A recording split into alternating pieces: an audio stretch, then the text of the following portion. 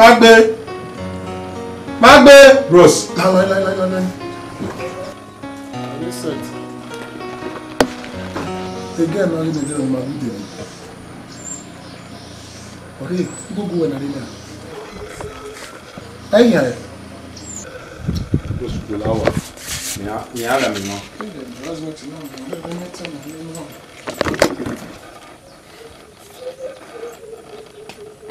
Corda. But I read you. You know.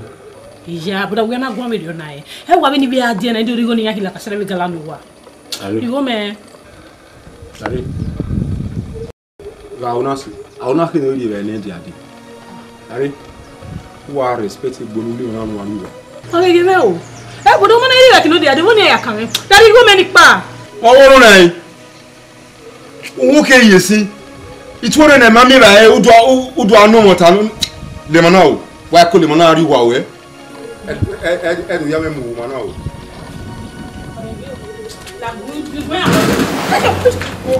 What are you? Uzo. Who do you want? Are you Fana or Manasi? Do you wanna? The Mariwa. Do Mana with you, Valaja?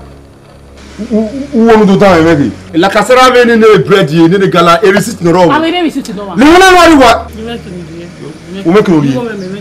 Yeah, bro.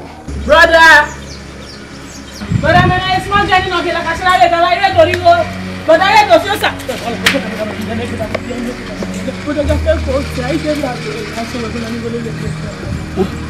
At I make you. Okay, but I know how. And you always say the gala, I did like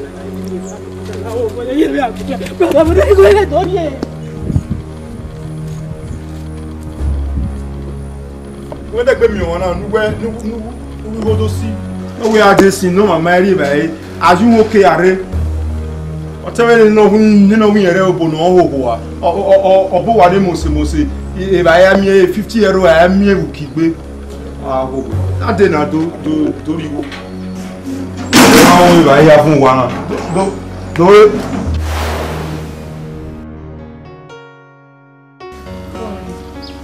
What? Esther. my When I will see, why just a man be more?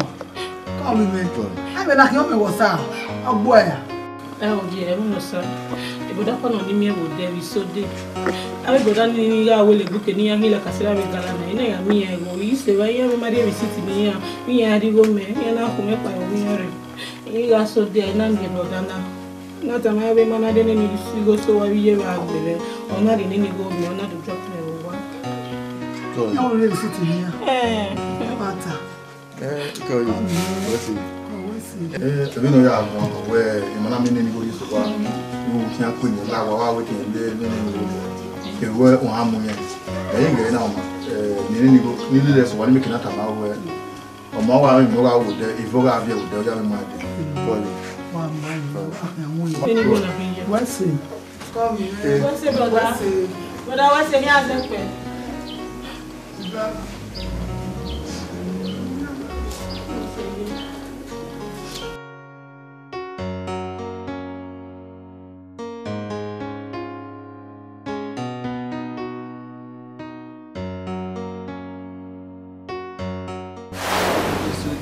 Sultane where Oribe Mega Ibu and Jim or Mapuno. So, why will you say, which are white food? Why put on baby, you go west. Abu, you go.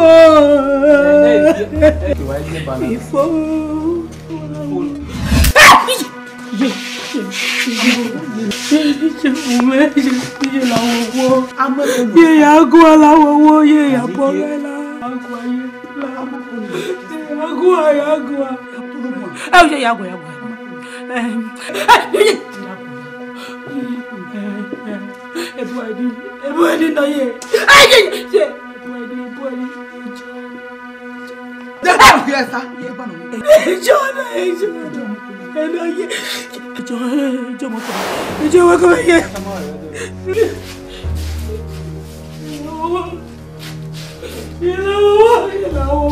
Esther.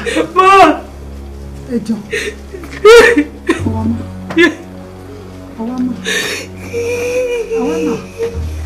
Ẹ̀jẹ̀ náà bọ̀ nù. Ẹ̀jẹ̀ náà bọ̀ nù.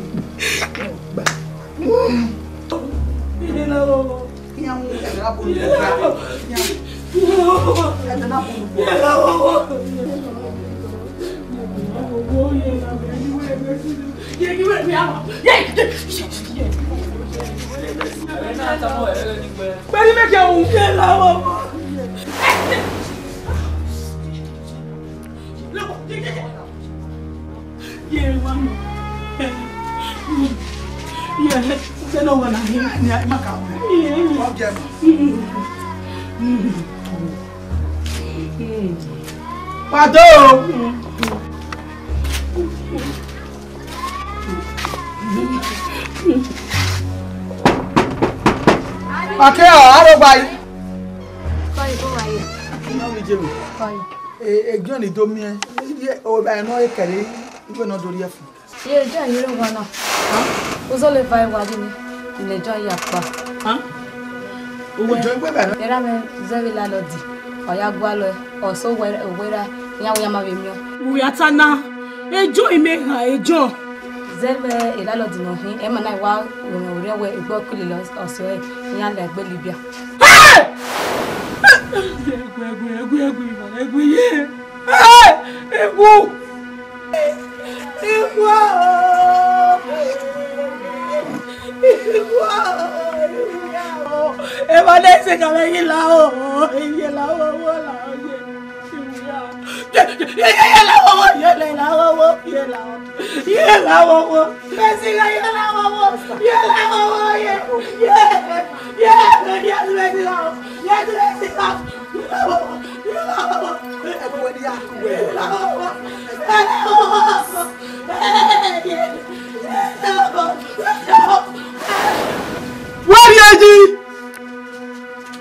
Le gbera wa ajanu to te wa ra mo ko no to ta ke jon unu po lo ya re odo wa we ma le me so gwa wa le me so gwa ya go agun me titi ga o agun me titi ga le gwa sa agun me titi ga le gwa sa ai uko ma mo ne no ya fi sa o uko ma mo ne no ya fi sa o ke o wa mari ko wa mu.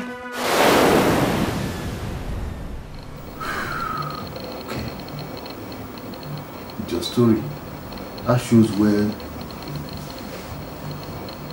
my working Igawa came here. My kid was a bossy. So why am I? If this story we're giving her is true, if we marry already, it's again a matter of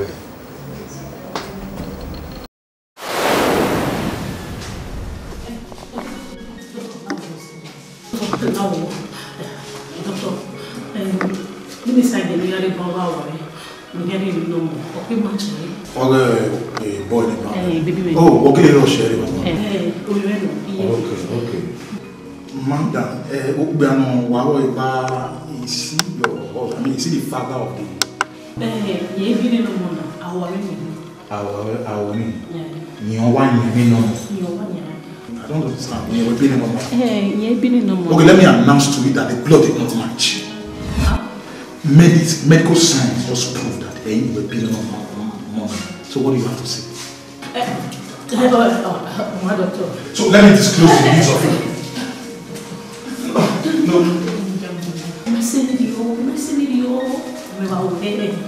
You said what? I am a professional medical doctor. How can you speak to me like that? So I should abandon my ethics. Then leave down anyway. Oh, please, I'm very sorry, madam. Now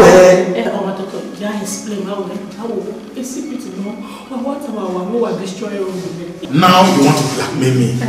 So if I do be the other way now, where he can destroy woman. How many times? Nigga destroy woman. So what do you want us to do now? The blood in it. No, I imagine no more. I have sinful or money laughing. But I am not. Doctor Oma, Only one particular man here, what is up now, or do the test. Then are you sure that it will match? What match? A match. You are very sure what match? Match. What's that?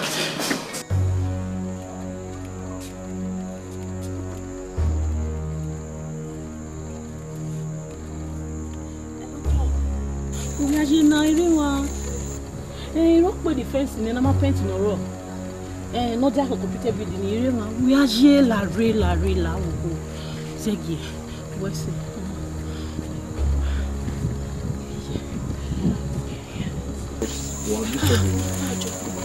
Oh, stop, baby.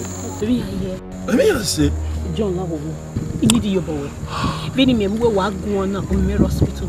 A piece of your low, you only the blood, not donated blood in there. So, one mate donated blood now, the flow, eh? A doctor flow every year to donate blood. Law, they have no blood group away. O positive. Oh, John, now. The man hospital no donated blood in now. The universal donor. Now. No more Emira. A bastard in your Johnny said, "Na me finishing na my queen, but Emira so kupa no error no travel." Okay. On one condition. John, they know the condition now. On my tata. If not, they are here. Okay. You know what? For what that for any, I will make love to you on your matrimonial bed. Huh? God forbid. Anyway, Sana.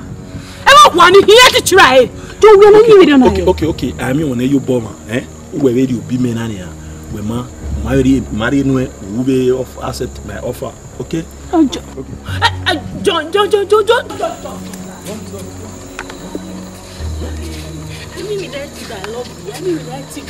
Okay, Mama, we no soon. We can leave Mario hospital. Magai say, I know why they need to be blood me. It's time now away. Okay.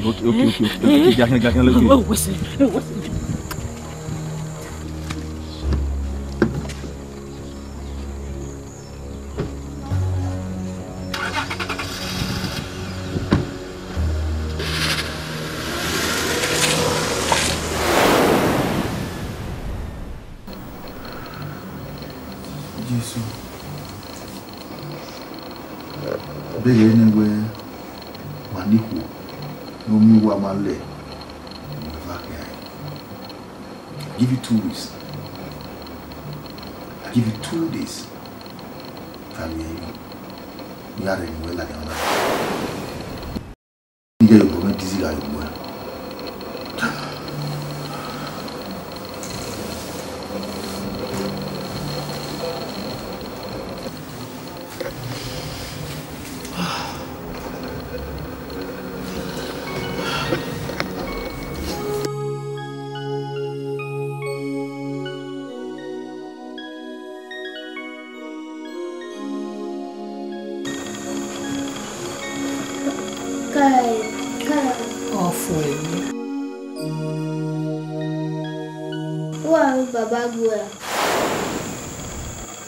Wabuno.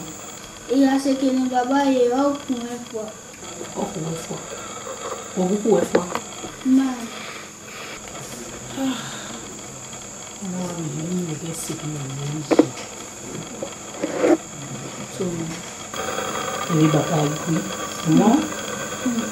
Baba wa mo o ni suno de. Ọ̀rọ̀ òfúnẹ́ ọ̀bùrà dé mọ́dúlé lọ́wọ́ ẹ̀kọ́ ní wàhálà dé kọ́ wá sẹ́mẹ̀tì wọ́n ẹ̀ má sẹ́mẹ̀tì wọ́n ní kókó gbọ́.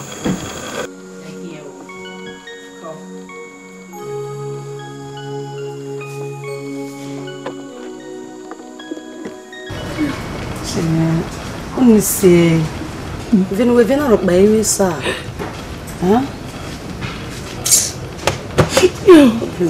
Okay. Eu vou dar fogo. Vai que aí na. Já bebê na assunto. Agora no cone do zo. Mimi ya yazo white ya tana.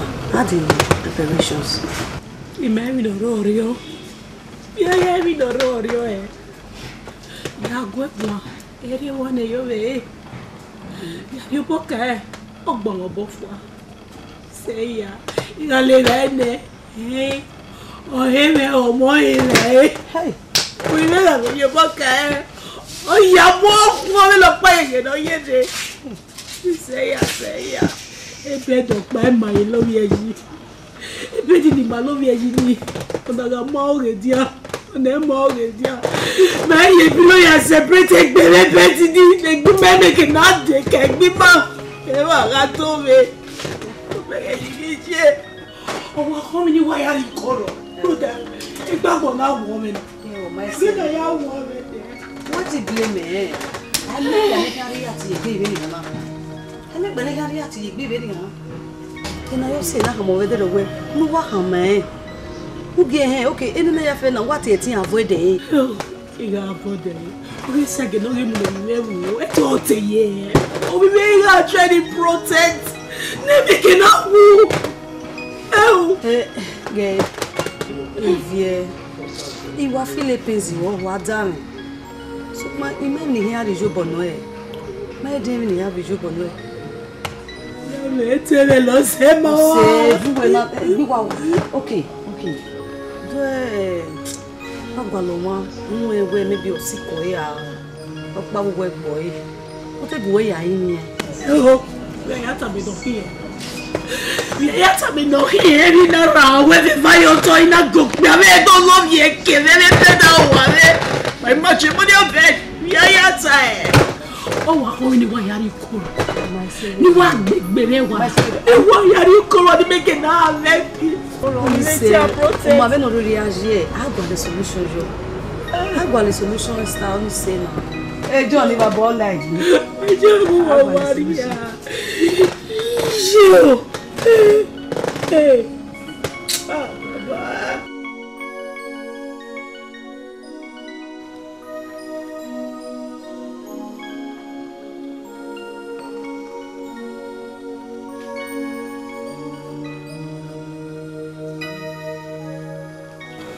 Il va être dans une sécurité.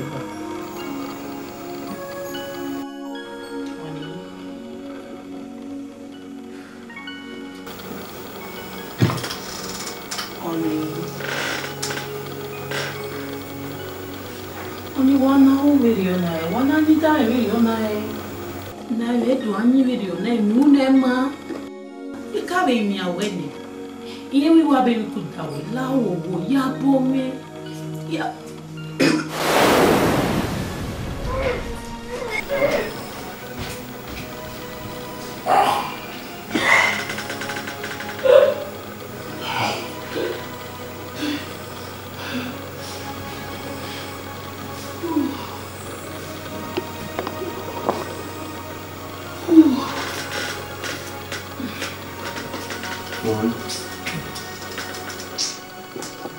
É tu, hermano.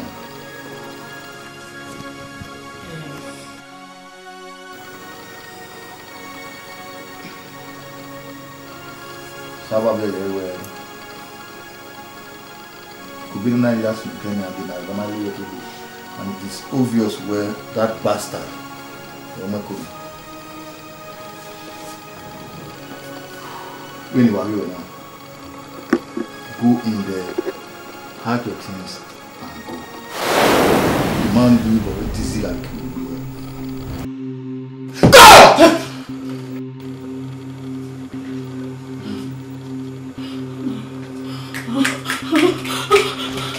Bastard.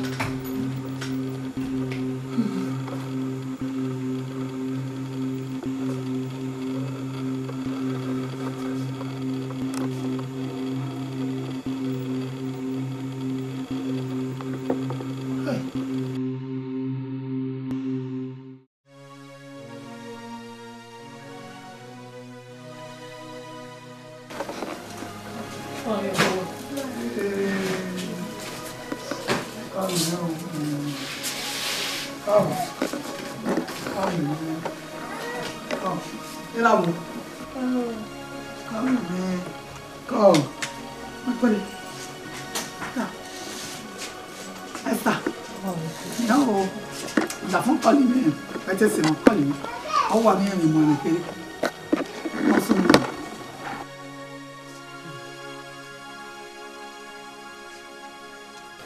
Mr. Wami, if we was here, so wonderful. No man go here sleep.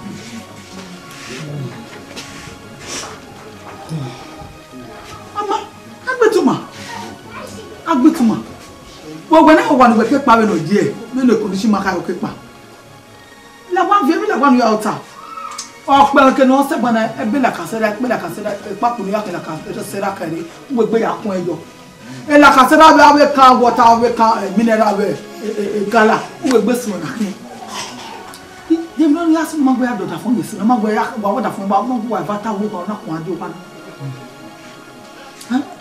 Iko ya voe no ngwalo dona mami. Uba be mi. Papa iba ko bo wa yi mefo.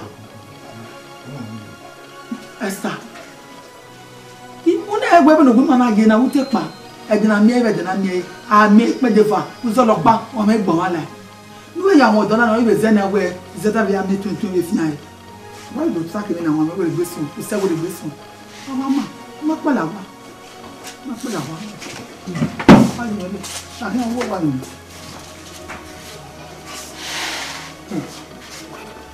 Esther wa be no condition we wa ka e. No. Ani do ya kin.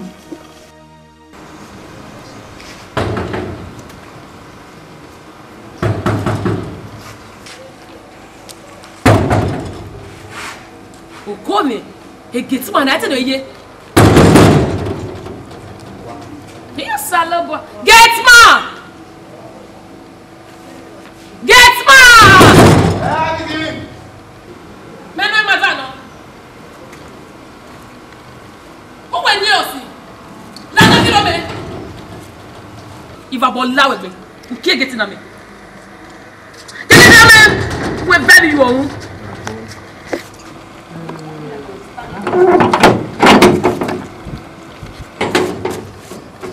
Bola we be egbo iwe e bi shodo we eri paluwa iwe de bi shodo we eri palu iwe me here abitu me wo here ki get na me ni madam me no ga o na ja ko ya ki get me egbo mu we a you the craze we no no but to na kun akere u ga ri be e ba nu no here gbo e ya must to we ba nu na almost to dey gbo ewe e ba na me no here we gbo to worry o e waste wa no e ba na o gbo where you really me yari ba yi we me yari ba go yari be ya so be na o lo ke ti obu so ari o ija je gbe nana owo we ne ibe ye ne gba we egbe nana wo we ne ruda ina ni mo bo wo we odo ni nana mewe ku gba kere ni ya lawa na imana so bono kere no be me nyafo ne o ke geti me ima we nu muju wo do nu gwa lo ima nu gwa lo u tegbe ima nu gwa lo ona gbe na wa ro wi me na we ni no ria na me te se no bi we I don't need to point you. Let me know here we send no be me. We have been on the way we we me. We go meet me. Imuna na o kan aya be wo. Ti here me so wo kan be wo wa na. We woni we na pe. Awa, ya ke we dey feto. E ma we dan we gi e mata. O bi agege me yari ba e be be gani. Ye dey be gani. You na re. Ye dey be gani. Wa ri e me no gbo e. E we no ri e me no gbo e. Be we tile do ma yo kan be wo. O ko aya be wo. Me ha mo we ne mbe. Imi na da me hinu we. We ma emi na tan e me hi dawe e no bo do e de ni aye o kan ya be wo ma we ya ba no wa de no pa o vi o gwe we a ti wan get ma we o wa what you on there Ali I'm coming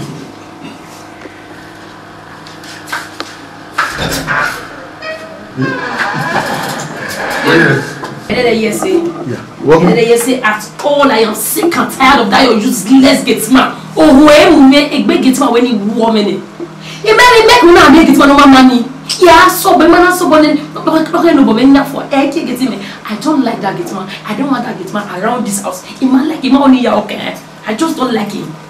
Well, remember you can't more concern that getsman now. See you know je. Hey. Ira meta mama se we ni see we o mala mi pa no mi mu na ni si ai ge koto pa pe so amu na le yen and me wa e me mu ado ga ge ma na ba na so we ni pa na be no I have to respect my late father's wish now you see I la o baby the only way ni aya nke ya do bog bere mi na hama we weti ya hasane mu ki agba nege ila ma nege ibu na we mana ani ge ni even no suppose no pay I don't want to see that he ate he went on one it's on you pepe body me mongo like I'm talking you see him around here it's okay let's go sake mama sake ya to be sake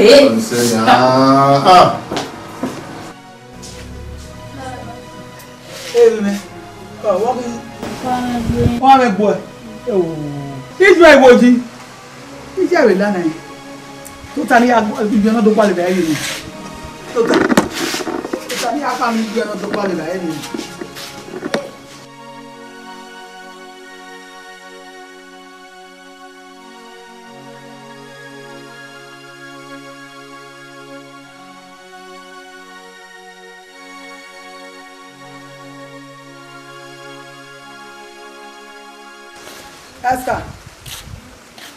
Esther. What can you mean? We don't have to do back up my thing. I go west or don't have me. Walking now? Yes. Huh? Take back Bona Wow woman. Oh, I only why I walk over. The way I said, Belly. Take back Bona woman. How many? Later. Mamma got on you. I am a butano, I am a butano, can make a move back on my butano. Imo gabo ye agbo emi emi nwa agwa ita taro yo bosu nuju no magweta na bosu no magweta no ye na ge no mo me okun je ya fe wa yo wa go meta ha ge de menu no magweta o ta ma me if you ma ba gbe ya yin no da fun do me no le gbe mata da fun mata wa ma efe we adonu weje na Esther mama sa kwa vie gbo ba kwa vie gbo vie yi ye mewe meta bo na o body me na gbegwe me ni o we omo nu bia wo ma ko kese wo wa ko kari ya wa be da ge ko gbe ya ma je na asise wo e gbo ri nyo ni ge bobo de ama ba kala ya de gobo ya de sweet ya de cookie ya de bread ya de chichi wo fi ji e kana na ri eji efo la isa ti ti ku gbe wo me wa wa do kun mi gba ko mo wa bere bo do to aya yin ta fa yin da fún isa ti o isa ti is ana me no mo sa ti you te lu mi te ka ki mi te mo wa do pa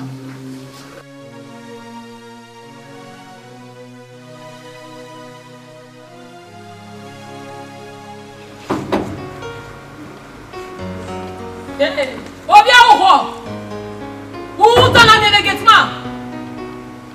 I get man under. Useless get man.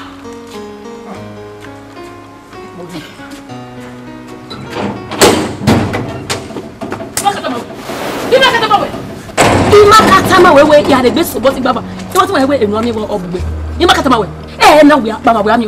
Na baba. Tu me ko to hule me we no ke get in we. Ogbo e be na ami. You slap me o. We. Woni gbo. Pa mo sunu yi. Ore osobo we get. I make ko to kun tore. He just slap me. Obi. The slap enter. Madam the rest nu menu ya gbe pa bi. Ogbo madam. Me ogun gbe me. Wa de gbe wa gon e wa gbe mi yin na ho. I ma gbe mi yin na ho. Nu de fa go madam. E wo u ti le madam. E ma ta. Ono na le ba dinu we. E le kini wa do mo. Ona ni na be. We are the one. Guess. Ko ga we mu. E na we deba. Ana ka una ri ujime. Iwo ni ka una ri ujime. Eh? Tu we mistake me me. Ade, we are the one guess na. We ma ru wa. We be no mo. O ma mo we ori ma gbe ko we na report me there. We are the one. Ade ma ni ma e hu e. What is it? E pa na kina yi. Lai wo bi e yo. We this one we mi go do kun. Agbo gbo yi. Agbo. Una go obi. We dey what now? Agbo. Agbo. O we pe mo bi. We. Turi ase.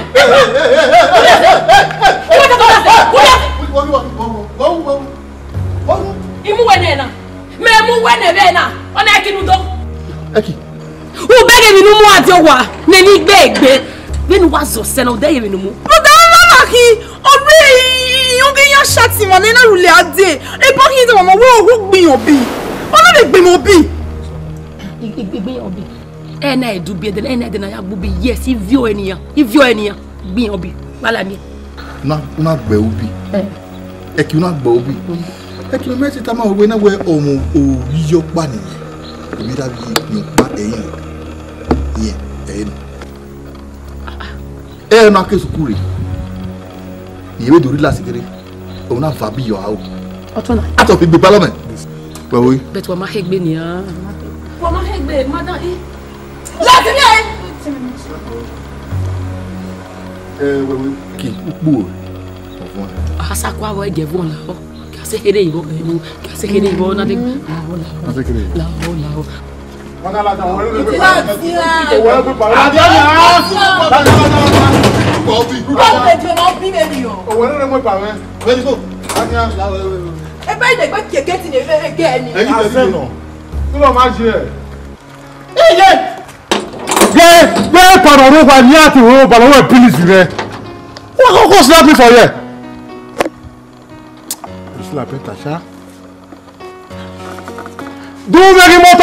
la moto.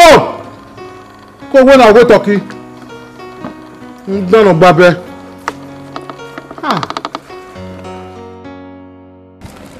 Coister. Yeah, sister Bohia. Coister, me aye. Like I stay here. Imagine. Oh, so we say like name John. John. The John no he no mo dread. Ni kwini no tan ni dread o reb. Ero wa o mai no sun. E police mu e bo pa. On here mu ana ke John. O wi eva gbara yan gba we kidnapping.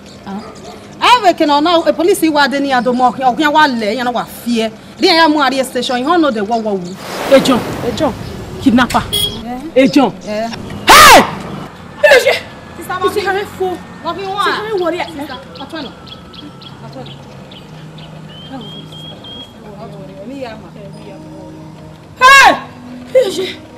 Sister. See how I fall? Sister, echo ya deva. What's Baba. John fiawu. Hey!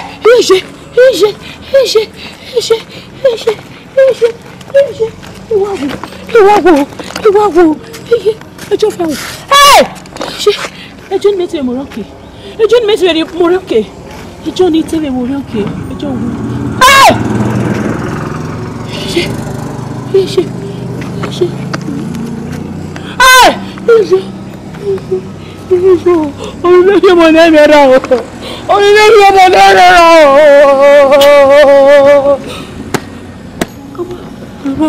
Come on.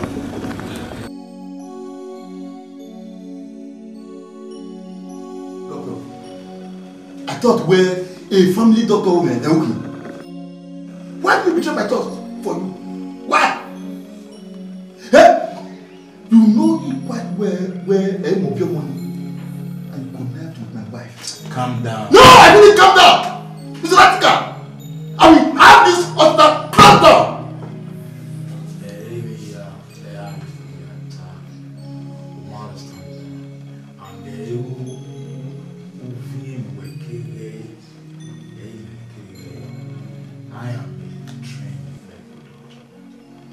There are some ethics in my mind, making a meeting feel so accusations is over. You know, me Twitter, okay, you understand. And let me tell you one thing, whatever your wife did, no man, I understand where we make money. You will not understand right now. No man, wife, because out of love, your wife, where did you come? But go to have take me at that what she did not. I remember vividly where Yeri, they not where they were now. You came here just like this. No how many. And what was that? I feel. Yes. Abdominal testicles. A superlative swollen in your scrotum sac. Did you forget that? See, I feel only probably veer queen, eh? Anyway, let me just take your mind. Come on. Don't sir. More again. We are in me where I want, right? Yeah, how are you? And when I'm being where father of that child. Yes, sir. Yeah, Biona. Yeah, Biona. But your husband came here for some medical examination. And our medical discoveries shows that your husband has a superlative abnormal testicle. That is what I'm trying to analyze and synthesize in medical terms, is that the scrotum sac has some swellings, and based on medical reports, with those swellings, those superlative swellings in the scrotum, your husband cannot father the child. Eti goe moane o, eni mamiri be eo dafu, eo nyamu. Very angry with me why I talk with all forms of confidence on this, because I am a medical doctor and I believe in medical science. Yeah, it's okay in but the damage done to his scrotum, even 15 years ago, he ain't the father more. I'm like, wait, Mama. So, man, you don't tell me what is going on. Oh, now, you have to know where we are fair, every day, absolutely. So, no, you look keep a him.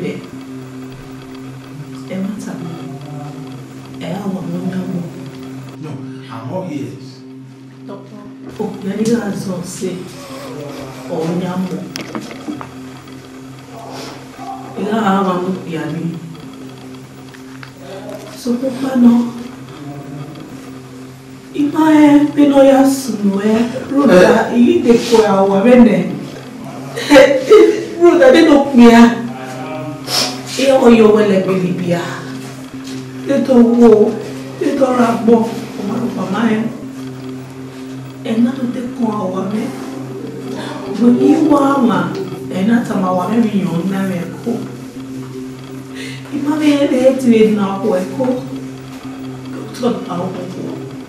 No, and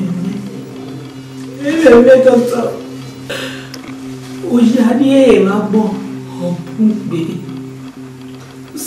Lagbera Bugbe. Doctor now won't make you that way.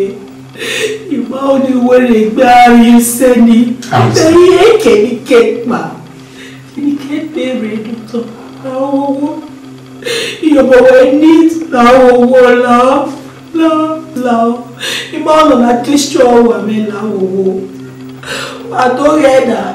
I think now me go. You know what we here broke back here. Okay, my back here. Love what doctor. Calm down. I understand you. Like it's where you mind you understand. You know, like you telling me. So I understand mother. So mom, you tell me about my discovery of women who, when we have no mind, we talk too much. We think that we have all the powers. We have feel my own body is a lie. Mommy, they all deceive me. Most of them. Now what I tell you, but the truth about life is that equal body, Madam D. No. Calm down, madam. I understand. So, I don't understand. You don't want me to be your co-host, right? The man Abi. Well, and my bad way, but I will keep quiet so that I do not send you back to your poverty. Only because you said, okay, your moves, who ain't bad. So you see, now you are calm. But you should have told me to have a time with this. So even in advice you as your doctor, you might try. Master, so we have no woman wife. Today you can proudly call yourself a father. Well, be on the way. But maybe while I'm not concerned money for a long while, where you may be won't be away. Not the biological father mine and the mom. That wife of yours did everything to seal your marriage in love. Everyone's a gualamaya up to talk about. Yama be a mic in Korea, among your mind, it's in Yamu. I'll be away. And Beso, a Libya will discover a Walai ball. Do you have such? You enjoy peace. So you can't be complaining. Go home and bring that back your wife, and show her more love.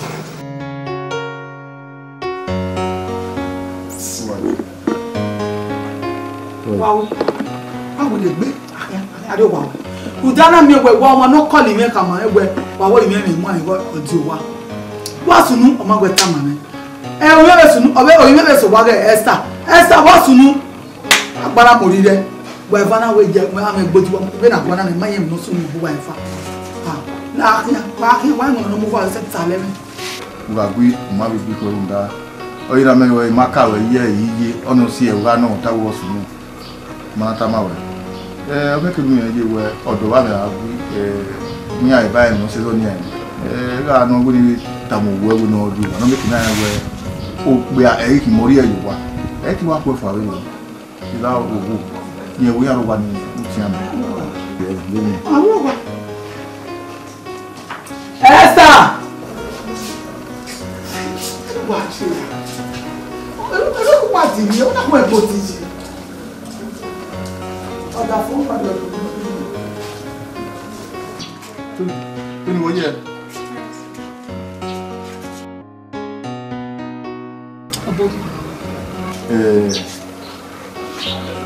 Yẹn wẹ disobey mi ọ̀yá mi mo wà ń pa mbọ ẹ̀yẹ wọ́n wẹ nílùú ẹ̀yẹ ọ̀dà mi ìwẹ́ free center ìbí dọ́tọ̀ so dọ́tọ̀ náà ló tà máa ń wẹ ìbí mú sùn. And I realized well, you were trying to protect my home. So, when I me, the same way me I react, how I react. When you are being, you are being, it belongs to me. Huh? My West. Sorry, Larry. The worst take here, I may have been in the corner. Wọ́n sábà ń gbá o wà tó bú wa yẹ kó buwa tó bú wa wà tó bú wa yẹ kó bú wa yẹ àgbẹ̀lẹ̀ bú wa sáwẹ́sì èyí ó tẹ̀ kẹ̀kẹ́ ní ọ̀dọ̀ àmì náà ṣe ọ̀dọ̀ àmì ẹ̀rọ ọ̀dọ̀ àmì má kẹ̀kẹ́ náà ọgẹ́ àdó àgùn ajé wọ́n agbẹ́ náà wọ́n bẹ̀rẹ̀ tó fi pẹ́jọ ẹ̀dá ọ̀tọ̀ òwe yẹ pé nópẹ́ àgbẹ̀ à ọ̀tọ̀ òwe yẹ nókò gbé ọgbà ní gbẹgbẹ́ lèkì sájọ́ èyí ó kẹ̀kẹ́ ọ̀dọ̀ àmì ajé ọ̀dọ̀ àmì àwẹ̀ gbé ìyìn àwẹ̀ yẹ kẹ́bí àmì sẹ́tẹ̀ gbìyàn mo sábà o na oyi fo bi ma o se o ko yi wa se mi me wona mi wa we wa to ba yo ko bo wa jo lọ́nà